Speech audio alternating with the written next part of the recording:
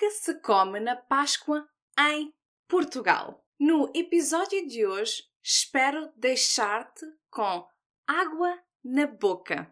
Isto é, com fome ou pelo menos com vontade de provar alguns dos pratos e doces portugueses mais típicos da Páscoa. Olá, bem-vindo ou bem-vinda ao Portuguese with Jess, a podcast for upper beginner learners of European Portuguese.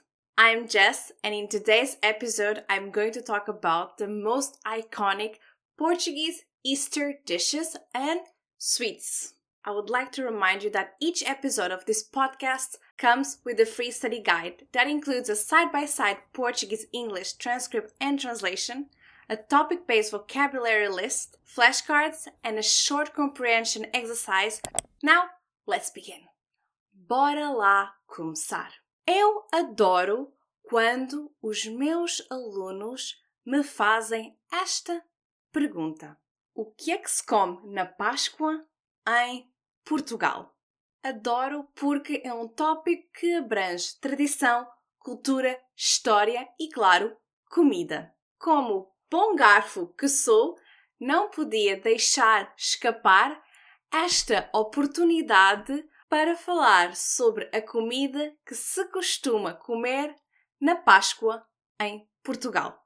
Já agora, ser um bom garfo é uma expressão idiomática portuguesa que quer dizer que uma pessoa come muito e que aprecia muito a comida. Então, retomemos ao tópico do episódio de hoje. Os pratos e os doces portugueses mais típicos da Páscoa.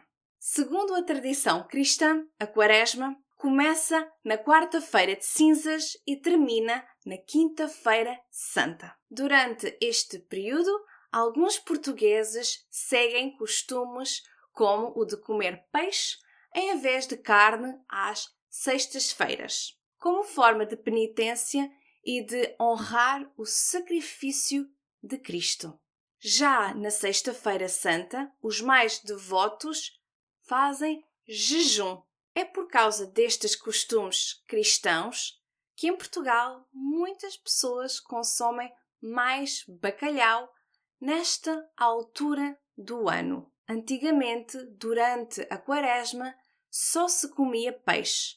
E, porque o bacalhau era o mais barato e acessível, era, portanto, o mais consumido pelas pessoas. Daí se dizer que o bacalhau é o fiel amigo, pois nunca deixou o povo português passar fome. Ainda hoje em dia, no sábado de Aleluia, celebra-se uma tradição muito curiosa que se chama Enterro do Bacalhau e que acontece em algumas zonas do país, como em Sesimbra e Leiria. Nesta celebração faz-se um cortejo fúnebre simbólico, seguido de um grande banquete de bacalhau, em homenagem ao peixe que durante muito tempo alimentou os mais pobres ao longo dos 40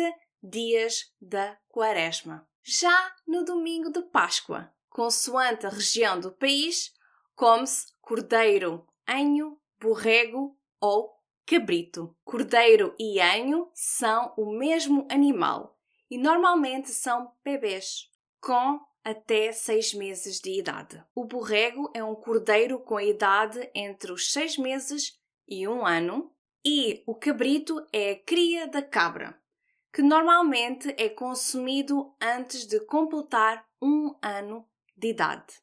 Normalmente, o borrego ou o cabrito são assados no forno, guisados, estofados ou ensopados.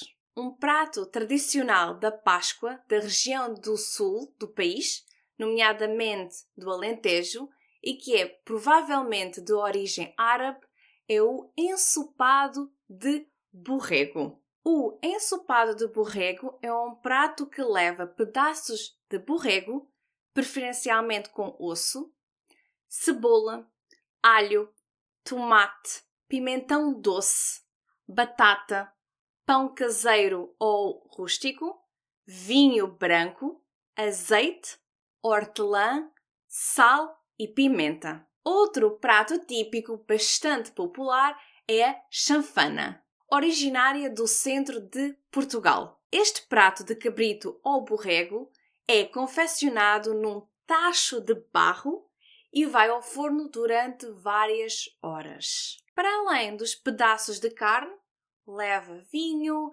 aguardente, alho, batata, cebola, alecrim, cravinho, louro, sal e azeite.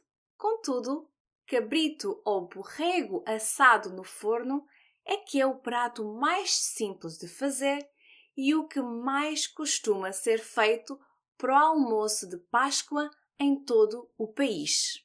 Para além da carne, este prato leva cebola, alho, manteiga ou banha, massa de pimentão, batata, louro, alecrim, pimenta, sal, azeite e vinho branco. No study guide deste episódio deixei algumas recomendações de receitas de Páscoa partilhadas pelos meus chefes de cozinha portugueses preferidos que fazem conteúdo no YouTube. Na minha opinião, é uma boa atividade ver alguns destes vídeos, pois eu acho que esta é uma excelente forma de aprender português através de conteúdos autênticos. Ora bem, já falei um pouco sobre a Páscoa em Portugal e sobre alguns dos pratos mais icónicos desta altura do ano. No entanto, ainda me falta falar sobre os doces da Páscoa. Bem, em Portugal, os dois bolos mais tradicionais são o fular e o pão de ló. Há várias receitas de pão de ló. No entanto, as receitas mais famosas são a do pão de ló de alfeizerão, que é muito cremoso por dentro, a do pão de ló de margarine, que é uma versão um pouco mais seca, e a do pão de ló de ovar, que tem um interior úmido, mas menos líquido do que o de alfeizerão. O que é comum a todas estas receitas de pão de ló são os seus 3 ingredientes essenciais: ovos, farinha e açúcar, e a ausência de fermento ou de levedura, o que faz com que os bolos fiquem fofinhos e leves. Segundo a lenda, o famoso pão de ló de alfeizerão, conhecido pelo seu interior líquido, surgiu, por acaso, no final do século XIX, quando uma cozinheira retirou o bolo do forno demasiado cedo, durante uma visita do rei Dom Carlos à quinta de um fidalgo amigo em Alfeizerão. Se quiseres comer um bom pão de ló e estiveres pela zona de Alcobaça, passa pela famosa pastelaria Casa Pão de Ló de Alfeizerão. Vale mesmo a pena. O outro bolo que está sempre presente na mesa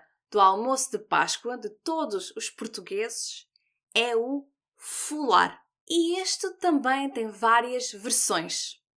Algumas salgadas e outras doces. No norte costuma ser salgado e recheado de enchidos, linguiça, salpicão, presunto e pá de porco regional.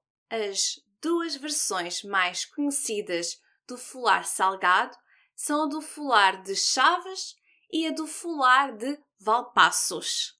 Esta última versão, a de Valpaços, é tão apreciada que há até um festival gastronómico dedicado ao fular de Valpaços, que acontece nesta altura do ano na cidade de Valpaços.